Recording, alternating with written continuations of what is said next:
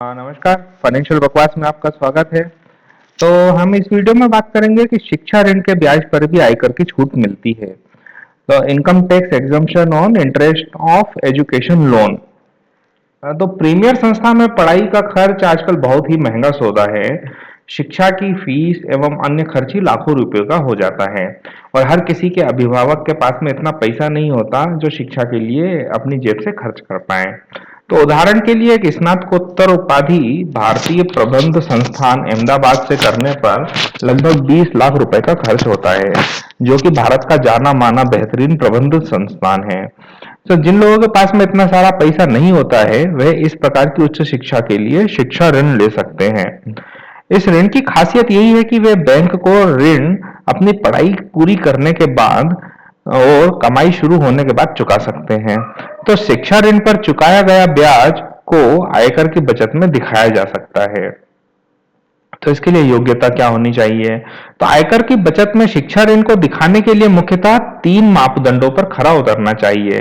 पहला होता है शिक्षा ऋण केवल उच्च शिक्षा के लिए ही लिया गया हो। इसका मतलब कि हायर सेकेंडरी शिक्षा के बाद इसके समकक्ष कोई और स्कूल या बोर्ड या सरकार द्वारा या फिर स्थानीय अथॉरिटीज द्वारा मान्यता प्राप्त विश्वविद्यालय में शिक्षा पाने के लिए लिया जा रहा हो।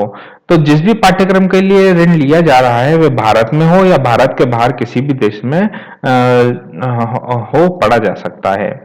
तो शिक्षा दूसरा है शिक्षा ऋण खुद के लिए लिया जा रहा हो या फिर पत्नी या बच्चों के लिए।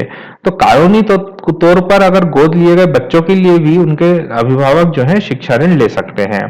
तीसरा है शिक्षा ऋण किसी वित्तीय संस्थान से लिया गया है हो, यानी कि बैंक या कोई गैर बैंकिंग संस्थान या फिर कोई अधिकृत चैरिटेबल संस्थान जो कि आयकर की धारा 1961 के अंतर्गत 1023 सेक्शन या 80G2A के अधीन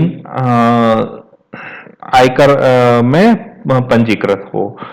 रिश्तेदारों, दोस्तों और नियोक्ता यानी कि आपके एम्प्लॉयर से लिया गया शिक्षा ऋण इस श्रेणी में नहीं आता है और उन पर दिए गए ब्याज पर आयकर की छूट भी नहीं ली जा सकती है। आयकर की छूट तो गृह ऋण के अलावा शिक्षा ऋण के पुनर्भुगतान पर आयकर की छूट मिलती है। तो गृह ऋण पर जैसे ब्याज के साथ मूलधन पर भी कुछ छूट मिलती है, परंतु शिक्षा ऋण में केवल ब्याज पर छूट मिलती है, मूलधन पर कोई छूट नहीं मिलती है। यह छूट आयकर की धारा 80E के तहत मिलती है व शिक्षा ऋण पर दिए जा रहे पूरी ब्याज की राशि पर आयकर छूट ली जा सकती है, परंतु आयकर की छूट का फायदा जिस वर्ष से शिक्षा ऋण को चुका रहे हैं तो उसके आगे के 8 वर्षों तक ही ली जा सकती है।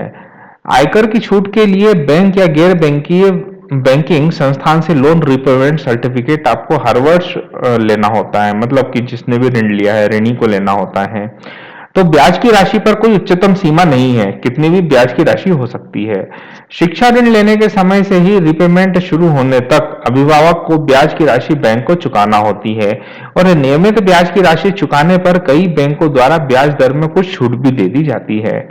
उम्मीद है आपको जानकारी पसंद आई होगी। आप हमारे चैनल को सब्सक्राइब करिए तो आपको नोटिफिकेशन भी आ जाएगा, ईमेल भी आ जाएगा। हमारे वीडियो को लाइक करिए, शेयर करिए, कमेंट करिए और आप हमारी वेबसाइट वित्तगुरु.com पर भी जा सकते हैं। धन्यवाद।